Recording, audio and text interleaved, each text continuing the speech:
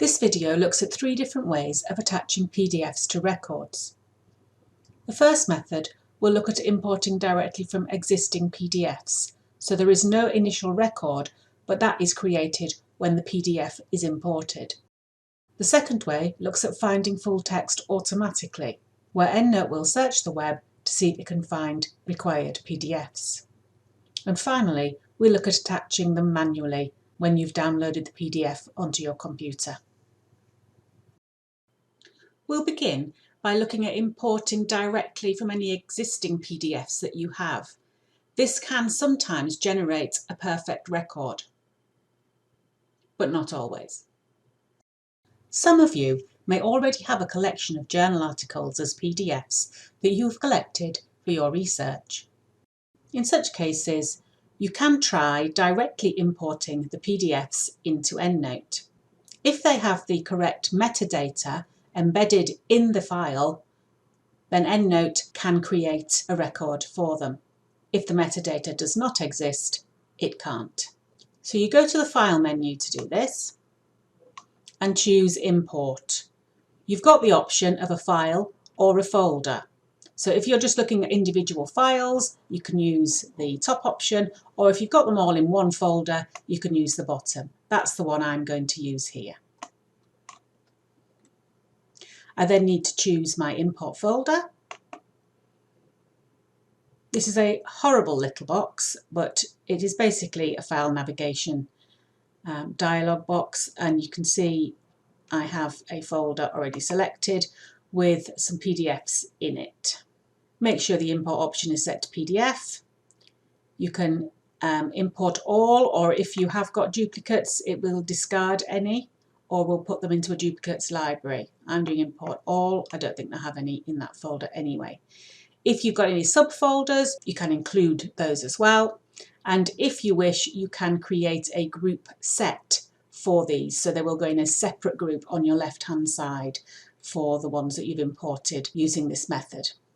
I'm leaving those unchecked. I'm just going to import, and it will import the PDFs and try to create records if it has the appropriate data.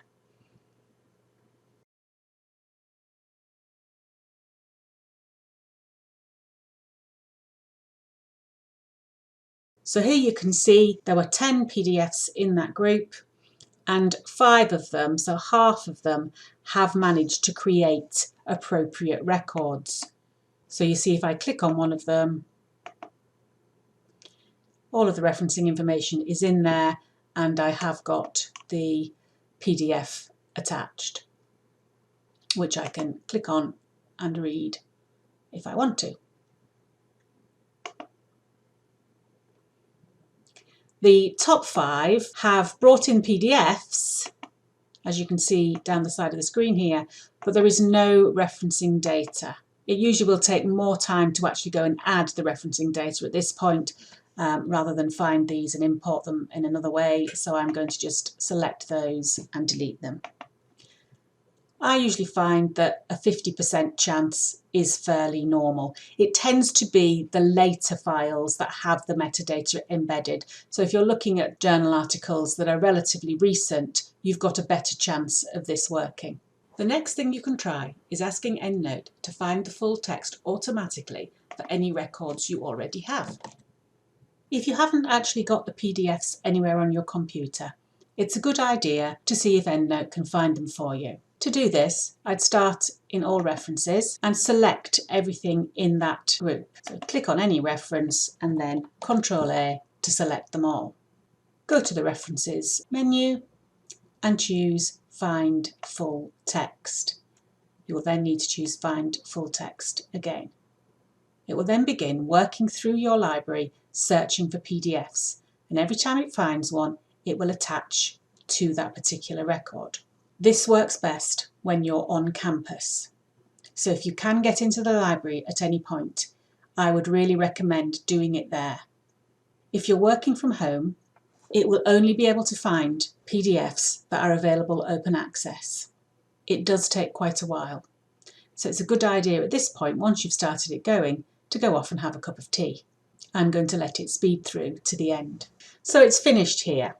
And out of these 90 odd files, it's found 11 PDFs. It's found URLs to 46 files.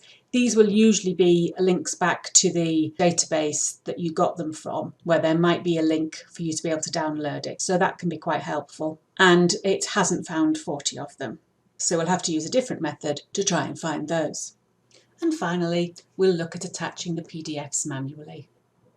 Adding PDFs manually is pretty similar whether or not EndNote has found the URL for the PDF or whether you have to go off and find it yourself. So I'm going to start off by doing it for the ones where EndNote has found the URL. I'm going to click on that group on the left hand side and select the first of the records that hasn't got anything attached to it. If I go to the reference and scroll down, there should be a link to a URL, which indeed there is. So I can click on that link and it takes me to the page where that can be found. Now, because I'm working from home, I will need to check my access options here. So I'm just going to use the link there and go to Shibboleth. Usual thing, selecting my region and finding Hull. Signing on, and then I can download the PDF. I need to save that down to my computer. Doesn't matter what it calls it.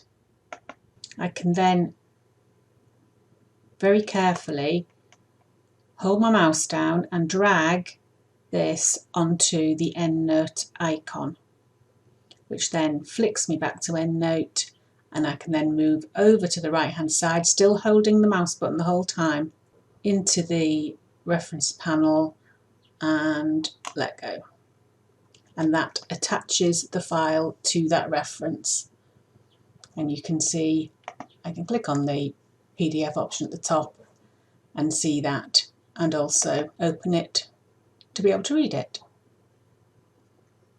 I'm not denying that this would be quite a slow process, so it's good to do it as you go along. If you are doing it as you go along, then you may already have links to the PDFs in a save folder or search results on the database that you used when you imported things. So for example, if I go back to my EBSCO database folder, you can see I've still got everything here, and lots of them say they have links to the full text. Switching back to EndNote, if I go to one of the not found files, for example this one, I can see that that is by an author called Benzon. Going back to my folder, I can just do a Control F, search for Benzon, and there is the file with a link to the full text. I'm still logged in, so it's going to open the PDF and I can then save that. Click Save, and I can then do exactly the same as before, just drag that onto my EndNote icon, and this time, because I haven't got the reference panel open showing me the reference, I'm going to drag it onto the reference in the central list. And that has attached. If you're not so confident at dragging and dropping, then you can use a slightly different method, which is to use the paperclip that's in the reference panel. So for example, this reference here, daily, if I go and download the file for that now, so I'll go back to EBSCO and this time search for daily, download that file,